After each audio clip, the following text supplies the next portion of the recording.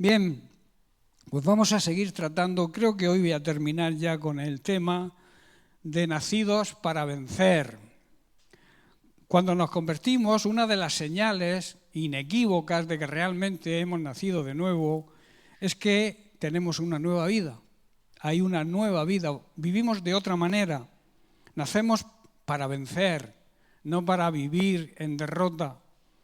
Yo no concibo cristianos nacidos de nuevo que vivan en derrota. A veces se escuchan oraciones de derrota y lo que tenemos es que orar de una manera victoriosa. La oración es una declaración de fe, es algo que nosotros cuando oramos lo creemos y si lo creemos nos aferramos a la victoria de Cristo. Cristo venció todo tipo de aflicción como modelo a seguir y cuando estamos en Él, cuando vivimos de acuerdo a su palabra, cuando vivimos obedeciéndole, su victoria es nuestra victoria. Por eso, repito, nuestras oraciones tienen que ser declaraciones de fe, declaraciones de que en Cristo somos más que vencedores. No simplemente vencedores, sino más que vencedores. La alabanza, como ha dicho Mari, es un arma poderosa. La alabanza rompe cadenas. La alabanza abre las puertas y la mano de Dios para bendecirnos.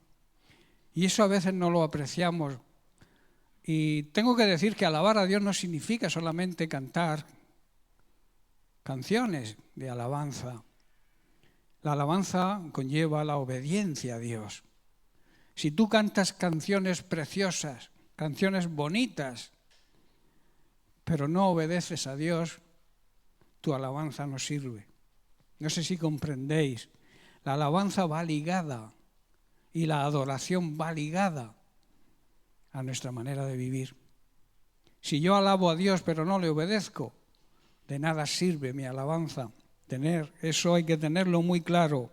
También debemos ser agradecidos con Dios, darle las gracias por las bendiciones que recibimos, que a veces pedimos y cuando Dios nos concede en su amor y en su misericordia, nos olvidamos de ser agradecidos. Y debemos de ser agradecidos cada minuto de nuestra vida. Cada minuto que Dios nos permite respirar debería ser una expresión de agradecimiento a Dios. Por eso debemos reflexionar sobre nuestra vida. Debemos reflexionar si estamos viviendo en victoria o estamos viviendo derrotados. Aunque nos llamemos cristianos, muchos viven derrotados. Podemos también hacer cualquier cosa. Tú puedes hacer las cosas que tú quieras, que a ti te apetezcan, pero tienes que tener algo en cuenta y muy importante, que hay cosas que te van a conducir a la victoria, pero hay otras que te van a conducir a la derrota. Todo nos es lícito, decía Pablo, mas no todo me conviene. No todo edifica y no me dejaré dominar por ninguna cosa. Amén. Por eso repito la pregunta, ¿vivimos en victoria? Y luego la siguiente pregunta, ¿cómo es vivir una vida de victoria hoy en día? Y decíamos que debemos considerar, voy a hacer un pequeño resumen muy corto, algunas cosas. La primera es que tenemos que conocer nuestra identidad en Cristo, lo que somos y lo que tenemos en Cristo. Y esto significa tres cosas muy importantes, que es que cuando Jesús murió, nosotros morimos con Él. Pero cuando Jesús resucitó, fue sepultado, también fuimos sepultados con Él. La simbología del bautismo. Pero cuando Jesús resucitó, cuando Jesús venció a la muerte, salió victorioso sobre la muerte, yo también resucité a una vida de victoria. Amén. Los creyentes no solamente somos buena gente, ni buenas personas, somos nuevas criaturas. Somos resucitados a una nueva vida. Somos una nueva creación en Cristo. Y por eso es una creación victoriosa. En segundo lugar, Debemos contar con nuestra aprobación y aceptación de Cristo desde lo más profundo de nuestro ser, no en nuestros sentimientos ni en nuestros pensamientos, que esa es la zona superficial, sino en lo más profundo de nuestro ser. Debemos aceptar y aprobar quién es Cristo. Aprobar y aceptar significa apropiarse por fe de lo que es la verdad auténtica y absoluta, la cual se encuentra en Jesucristo, y hacerla carne en nuestra vida. Es entender lo que Jesús dijo en Juan 14:6, cuando dijo: yo soy el camino, soy la verdad. Esa verdad es la verdad absoluta y total, y la vida verdadera. Y nadie puede acercarse al Padre si no es a través del Hijo. Por eso nuestras oraciones tienen que ser dirigidas al Padre, pero por la mediación del Hijo, la garantía del Hijo. ¿Estáis entendiendo? Necesitamos, por tanto, sacar de nuestra mente y de nuestras emociones el tema de la salvación y empezar a contarla desde lo más profundo de nuestro ser. La salvación, repito, Dios no la puede basar en algo superficial, en un sentimiento o en un pensamiento, sino en una realidad total que debe nacer de lo más profundo de nuestro ser. Y en tercer lugar, ya entramos en materia nueva, necesitamos aprender a cooperar con Dios, y esto lo hacemos solamente cuando nos rendimos a Él. Cuando rendimos nuestra vida a Cristo. Rendirse a nadie le gusta. El simbolismo de levantar las manos significa precisamente eso, que nos rendimos a Cristo. Cuando un atracador o la policía te dice levanta las manos y tú las levantas, te estás rindiendo, ¿verdad? Pues cuando tú le levantas las manos a Cristo, a Dios, estás diciendo: tú eres mi dueño, me rindo a ti, me bajo de mi trono y te entrono a ti. Por eso esta rendición tiene 3 pasos fundamentales que vamos a estudiar.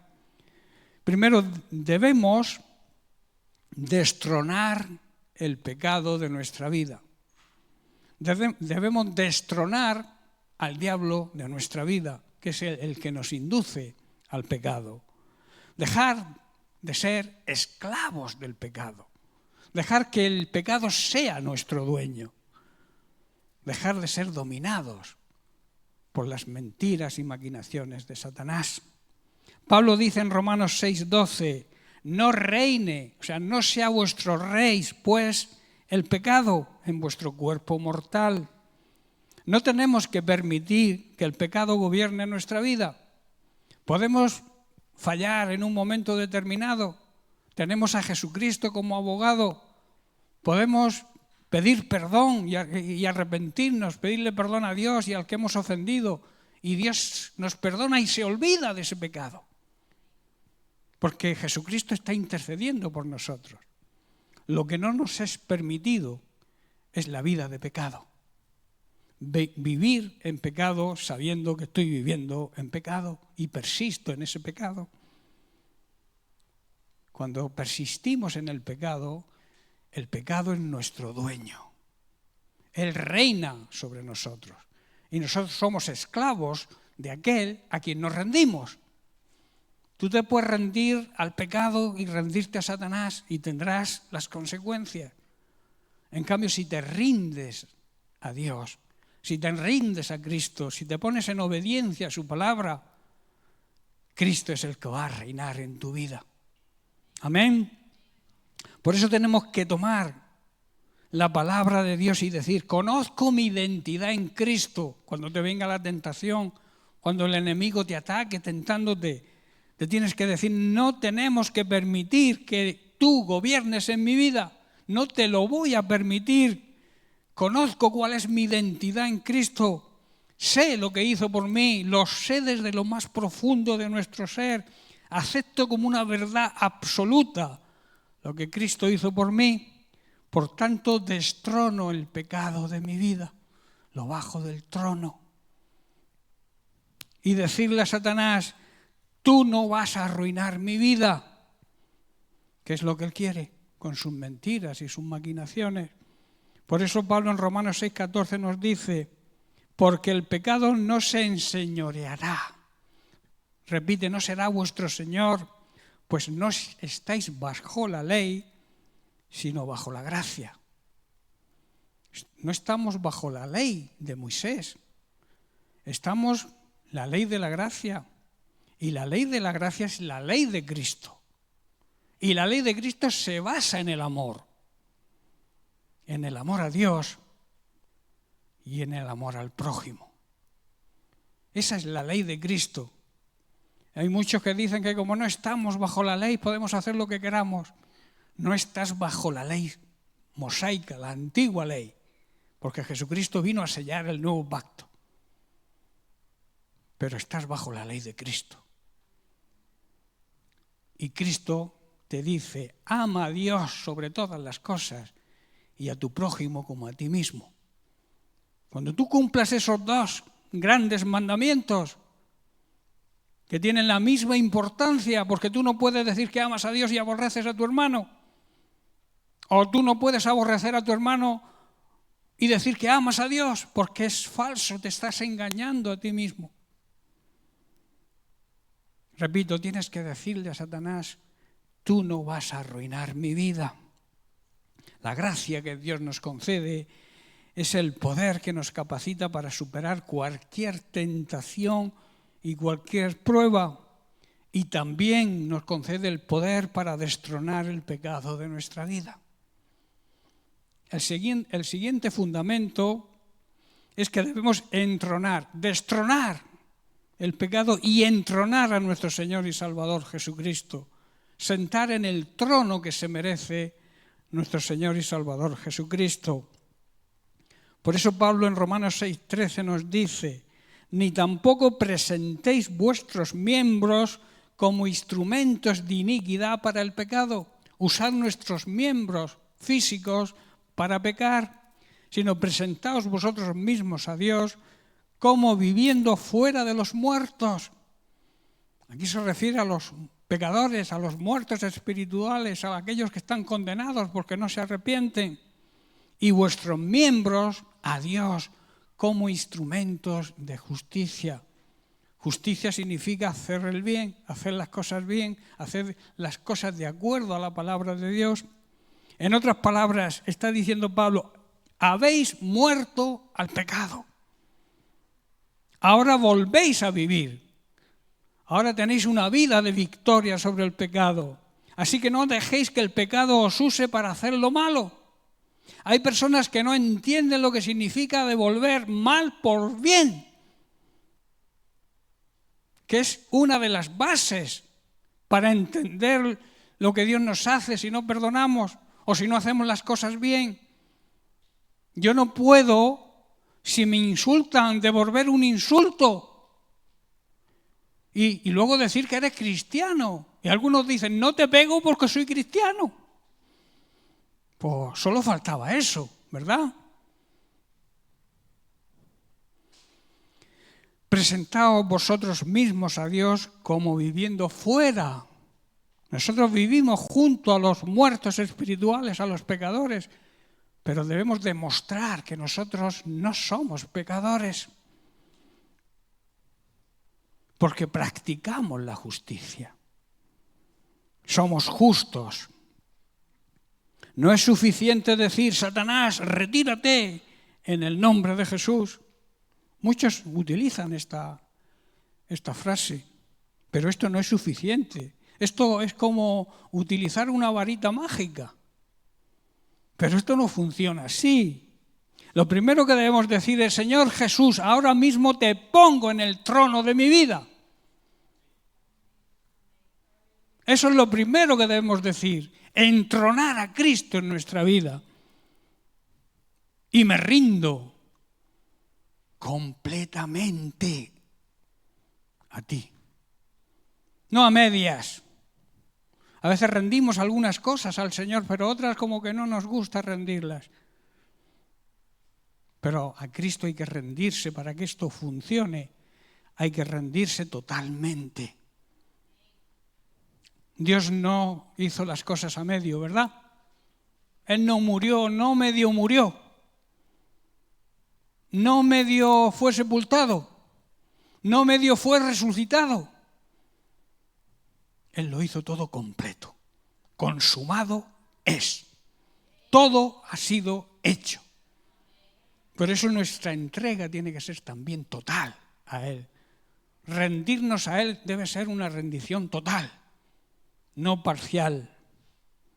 Jesús enseña a sus discípulos a orar y a dirigirse a Dios el Padre. De esta manera, Mateo 6:13, dice, porque tuyo es el reino y el poder y la gloria por todos los siglos. Ahí estamos reconociendo quién es Dios. Tenemos que reconocer, hermanos, quién es nuestro Señor. Apocalipsis 19:16 lo dice quién es. Él es el Rey de Reyes y el Señor de Señores.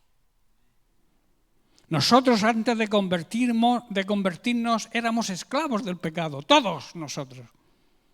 Si realmente nos hemos convertido, hemos dejado de ser esclavos del pecado. Antes servíamos al precursor del pecado. De alguna manera estábamos bajo el señorío del diablo, que es el que nos empujaba a pecar para destruirnos. Pero gracias a Dios y al sacrificio de su Hijo Jesucristo, ahora obedecemos de todo corazón las enseñanzas de Cristo y le seguimos. Ahora estamos bajo su señorío. Hemos entronado a Cristo como el Rey y el Señor de nuestra vida. Y si no es así, no estamos haciendo lo correcto. No estamos funcionando ni como individuo cristiano ni como iglesia. Si Cristo no está en el trono, estamos haciendo, digamos, una religión, una parafernalia, una liturgia. Algo aparente, pero no interno y real. No sé si comprendéis lo que es la liturgia, los actos externos que hacemos para decirle al mundo en lo que creemos, pero luego a los 5 minutos vuelves a ser el que eras antes. Nosotros no podemos hacer eso. Tenemos que demostrar en cada segundo de nuestra vida que Cristo reina en nuestro hogar, en nuestro trabajo, en nuestra familia. Y si no es así, no traerá resultado, estaremos practicando una religión más, la religión evangélica, cuando a Dios no le gustan las religiones. Las religiones, alguien dijo que es el opio, la droga del pueblo, la que tiene engañados y cegados a la humanidad. Pero Cristo es el antídoto a esa droga. Cristo es la verdad auténtica. Y Cristo debe reinar en nuestra vida. El pecado ya no es nuestro amo, no debe ser nuestro dueño. Ya no vivimos bajo la tiranía de Satanás, sino que vivimos en la libertad que nos concede la gracia de Dios. Nosotros estamos en el nuevo pacto. No estamos bajo la ley de Moisés, pero sí estamos, como he dicho antes, bajo la ley de Cristo, que es la ley del amor. Somos libres de la esclavitud del pecado y del señorío de Satanás y hemos aceptado el señorío de Cristo y vivimos una vida recta y honrada, quedando libres de la atadura del pecado, pero eso sí, nos hemos hecho esclavos de Cristo, aceptando su señorío y su soberanía. Alguien dijo que no hay persona más libre que aquella que es esclava de Cristo, porque Cristo es la libertad auténtica. Conoceréis a Cristo, que es la verdad, y Cristo os hará libres. Amén. Después de aceptar el señorío de Cristo, nuestras oraciones tendrán éxito según el grado de fe que tengamos. Él puede porque está sobre todo y siempre respalda nuestra fe. Y la respuesta será segura porque Él es soberano y Él es fiel. Su fidelidad está por encima de todo. Él sigue siendo fiel aunque nosotros seamos infieles, porque es su naturaleza y Él no puede negarse a sí mismo. En el Salmo 113, versículos 4 y 7, el salmista declara lo siguiente: Él está por encima, o sea, entronado sobre las naciones. Su gloria es más alta que los cielos. Imaginaos los cielos. ¿Alguien conoce el fin del cielo o de los cielos? Pues por encima de los cielos está la soberanía de Cristo. ¿Quién puede compararse con el Señor nuestro Dios, quien está entronizado en las alturas? Las dos palabras son correctas, entronar y entronizar. Él se inclina para mirar el cielo y la tierra. Levanta del polvo a los pobres y a los necesitados del basurero de la basura. Eso lo dice la Nueva Versión Internacional. La Nueva Traducción Viviente. El Señor levanta del suelo al pobre. Al que ha caído, Dios lo levanta y saca del lugar más bajo al que lo necesita. Amén. Esta revelación del señorío de Cristo, de su soberanía, se produce por el poder de la oración. Estoy preparando para la escuela bíblica un nuevo estudio sobre la oración. La clave de qué es la oración, lo importante que es la oración y la poca importancia que le damos algunas veces a la oración. La oración es un privilegio que Dios nos ha concedido. Es poder hablar con Él. ¿Quién sabe dónde se produjo la primera oración del ser humano? ¿Alguien lo sabe? ¿Algún experto? Se produjo en el Génesis, cuando el hombre y la mujer pecaron y Cristo tuvo un diálogo con ellos. Eso es oración, dialogar con el Señor. No es sacar la lista de las peticiones y olvidarte de agradarle, de honrarlo, de bendecirlo, de decirle lo orgulloso que estás con tu Dios. A veces basamos la oración solamente en pedir. Y pedir, hay que pedir. Dios dijo, pedid y recibirás. Pero hay muchas formas de oración. Y la oración, repito, es un diálogo. En ese caso, en la primera oración fue un diálogo entre tres personas, Adán, Eva y Dios. Y hablaron todos. Hubo un diálogo. Amén. Hay muchas personas que malinterpretan el significado de la soberanía de Dios y dicen lo siguiente: si Él es soberano, no hay nada que podamos hacer nosotros, da igual lo que hagamos. Esa es la mentalidad de algunas personas y de algunos llamados creyentes. Sin embargo, esto no es cierto. La revelación que nos da la Biblia sobre la oración y su relación con la soberanía de Dios es que Dios ha determinado soberanamente no hacer nada si no es a través de la oración.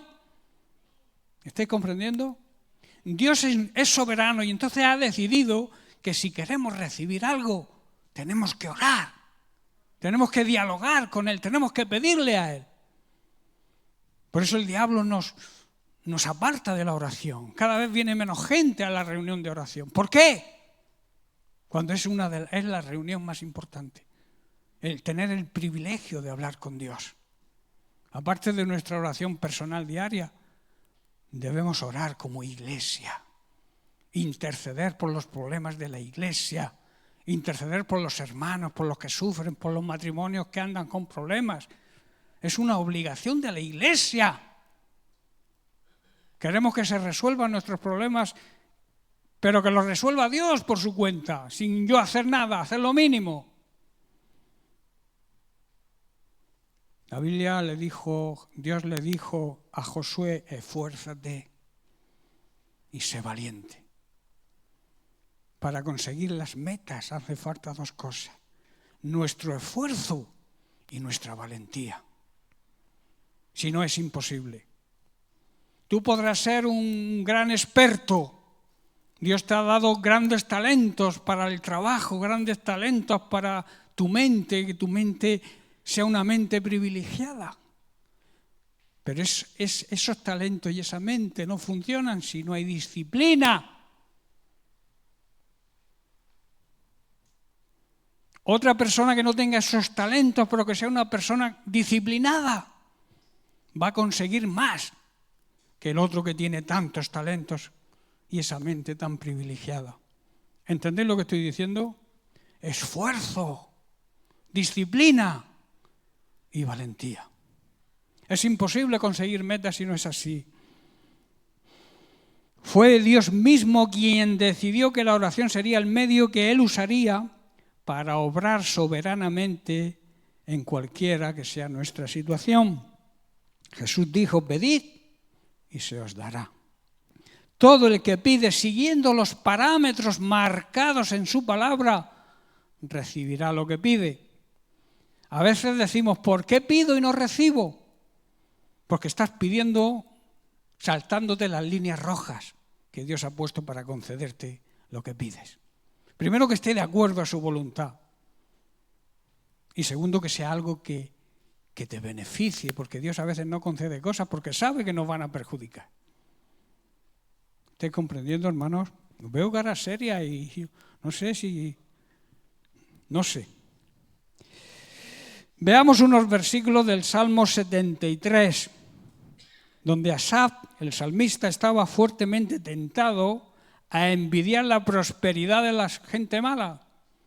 Hoy en día también vemos muchos cristianos que se preguntan, ¿por qué fulanico si no es cristiano, si es un pecador, por qué le va bien?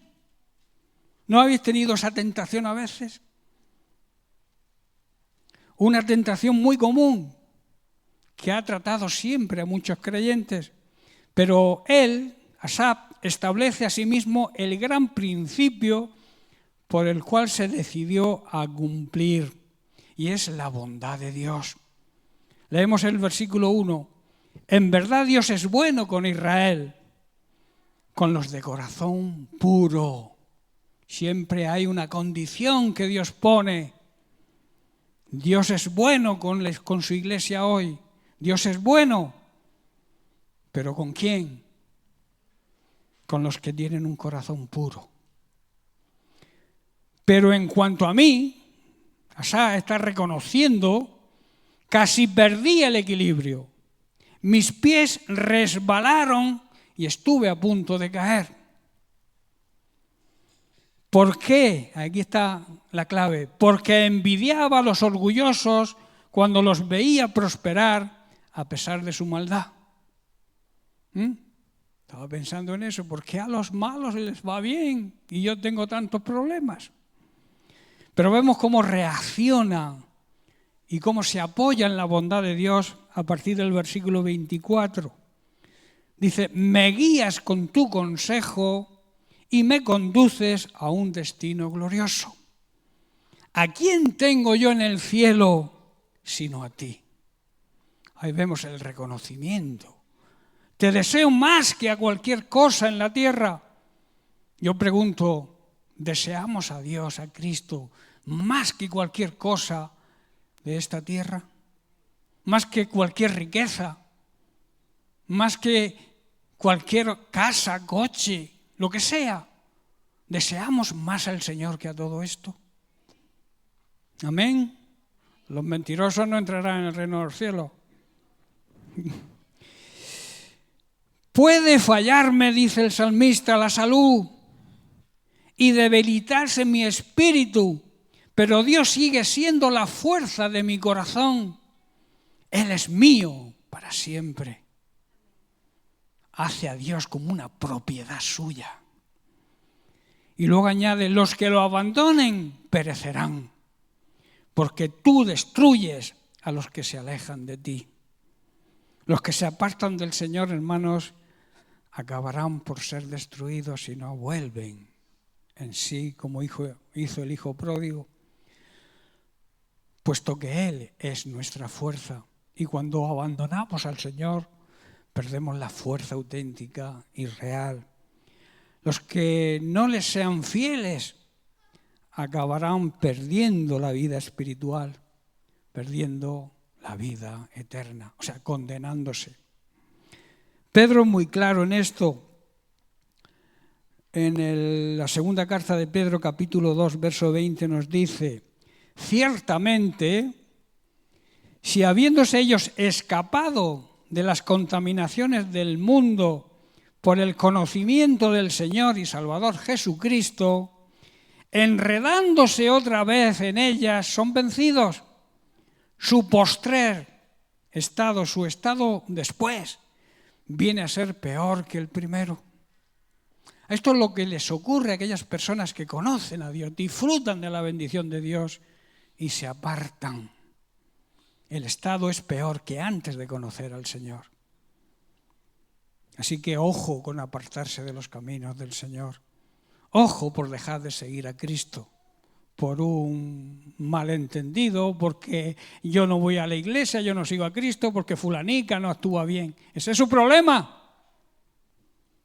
Pon los ojos en Jesús, no en la hermana que lo hace mal.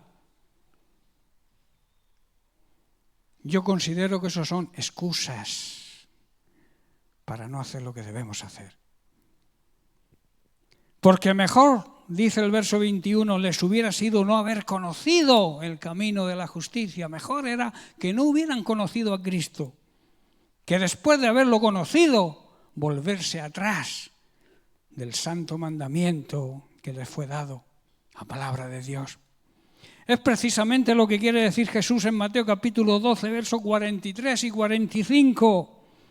Dice: cuando un espíritu maligno sale de una persona, va al desierto en busca de descanso, pero no lo encuentra. Entonces dice: volveré a la persona de la cual salí. De modo que regresa y encuentra su antigua casa vacía, barrida y en orden. Entonces el espíritu busca a otros 7 espíritus más malignos que él, y todos entran en la persona y viven allí. Y entonces esa persona queda peor que antes. ¿Estás comprendiendo? Cuando tú te entregas a Cristo, cuando tú disfrutas de los beneficios de Cristo y los rechazas y te vuelves al mundo otra vez, limpias tu casa, el enemigo vuelve, pero vuelve con 7 peores que él. O sea que es muy difícil aquel que se vuelve de los caminos del Señor, se aparta del Señor, les cuesta muchísimo volver. Por eso hay que orar tanto por nuestros hijos que conocieron a Cristo, que incluso se bautizaron, que incluso participaban de la alabanza y se apartan. Cuesta mucho volver, hay que hincar rodilla, hay que orar, los padres, la iglesia, por esos jóvenes, porque sabemos que es muy difícil, porque así lo dice el apóstol Pedro, es muy difícil, porque el estado después es peor que antes de haber conocido al Señor. Cuando la gente escapa de la maldad del mundo por medio de reconocer y de recibir a nuestro Señor y Salvador Jesucristo, pero luego se enreda y vuelve a quedar esclavizado por el pecado de este mundo, termina peor que antes. Si antes ya estaba condenado, imagina después de haber gustado de la gracia de Dios y volverse de nuevo a la antigua manera de vivir de pecado. Está condenada, claro que sigue condenada. Y además su espíritu que anhela a Cristo sufre. No sé si entendéis. Si tú no conoces a Cristo, tú sufres los problemas de no conocer a Cristo. Pero si lo has conocido, sufres los problemas de haberte apartado de Cristo, y tu espíritu que lo anhela sufre. Por eso hay muchos que se apartan y su vida es un desastre. Les hubiera sido mejor nunca haber conocido a Jesús que en lugar de conocerlo y luego rechazarlo, pierdan la vida eterna que Dios les había concedido. Por eso la salvación se puede perder, claro que se puede perder. Hay quien asegura que no, que una vez salvo, siempre salvo. Eso es una excusa para hacer lo que uno quiera. La salvación hay que cuidarla con temor y temblor, hasta llegar a la consumación final. Vivir en santidad hasta conseguir la plenitud de la vida eterna en el cielo en la presencia de nuestro Señor y Salvador Jesucristo. Y en tercer lugar, debemos vivir en santidad y ser esclavos de nuestro Señor. Y quiero hablaros, se ha hablado mucho y se ha predicado mucho sobre la santidad, pero quiero hablaros del verdadero sentido de la santidad. En 1 de Pedro capítulo 1, 14 al 16 leemos, dice Pedro, como hijos obedientes, no os conforméis a los deseos que antes teníais, porque estabais en ignorancia. Vivían como hijos desobedientes de Dios.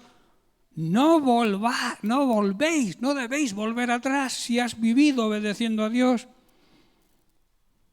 con el fin de satisfacer los deseos pecaminosos de nuestra antigua naturaleza. Sino el verso 15 nos dice, sino como aquel que os llamó es santo, sed también vosotros santos en toda vuestra manera de vivir. El apóstol Pedro está diciendo, ahora debéis vivir en santidad en todo lo que hagáis, tal como Dios, quien los eligió, los escogió, les hizo un llamado santo, es santo. Versículo clave, porque escrito está, sed santos, porque yo soy santo. Creo que muchos creyentes tienen un concepto equivocado del por qué Dios los salvó. Piensan que han sido escogidos, salvados, para estar sanos físicamente, vivir felices, y consideran la felicidad y la bendición de Dios en tener muchas posesiones. Buena casa, buen coche, buena posición social, buen trabajo, buena cuenta corriente. Y esto es una tremenda equivocación, completo error. Hemos sido escogidos, llamados para ser santos. Tenemos un llamamiento a la santidad, un llamamiento para que vivamos en santidad, para que con nuestra vida de santidad podamos alcanzar a los perdidos. Ese es el motivo principal por el cual Dios nos ha salvado, para que ellos también puedan ser salvos. A esto se le llama buscar primeramente el reino de Dios y su justicia. Y entonces todas nuestras necesidades físicas y materiales, Dios promete cubrirlas. O sea, son añadiduras que Dios nos concede cuando priorizamos el motivo por el cual hemos sido salvados, que es vivir en santidad para que otros puedan seguirnos. Amén.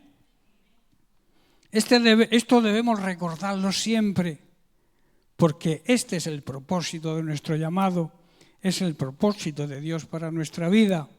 El motivo principal de ser escogidos, de ser llamados, no fue para ser sanados ni para ser felices, sino para ser santos, para vivir en la santidad. Y la sanidad y las provisiones son cosas añadidas que tendremos, porque Dios es fiel a sus promesas. En Juan capítulo 17, versículo 19, Jesús dice, y por ellos, o sea, por nosotros, yo me santifico, me aparto, me dedico, me consagro, está diciendo Jesús, a mí mismo para que también ellos, nosotros, seamos santificados, apartados, consagrados, dedicados, transformados por medio de la verdad, por medio de la palabra de Dios. Estoy ya terminando. Hebreos capítulo 10, verso del 9 al 10. Vemos unas palabras de Jesús. Dice, he aquí que vengo, oh Dios, para hacer tu voluntad. ¿Cuántos quieren hacer la voluntad de Dios?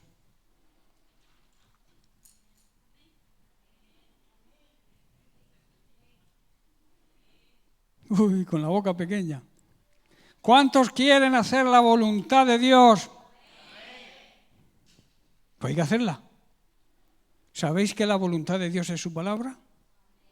¿Sabéis que lo que Dios quiere que hagamos lo dejó escrito en su palabra?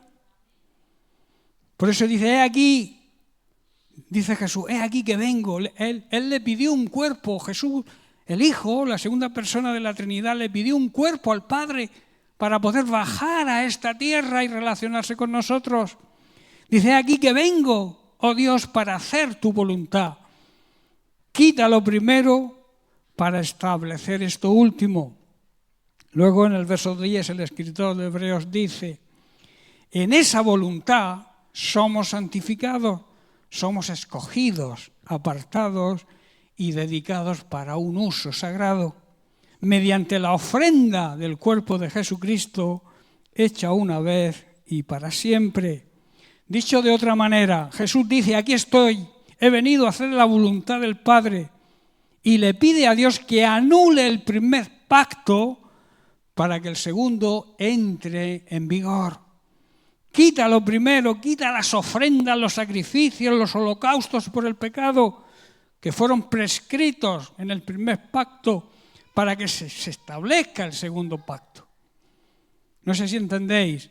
Dios Padre anula las exigencias del primer pacto de la ley mosaica para que pueda establecerse el segundo pacto. Quita la primera dispensación para poder establecer la segunda. La dispensación, la época, el tiempo de Cristo. Quita la ley de Moisés para poder establecer el Evangelio, la ley de Cristo, que como dije antes, es la ley del amor. La voluntad de Dios fue que el sacrificio del cuerpo de Jesucristo nos hiciera santos una vez y para siempre. Cristo nos santifica con su muerte, pero nos exige vivir en santidad. El Evangelio señala que la ofrenda, el sacrificio del cuerpo de Jesús, de una vez por todas, es suficiente para que cuando se acepte y se reconozca pueda traer salvación.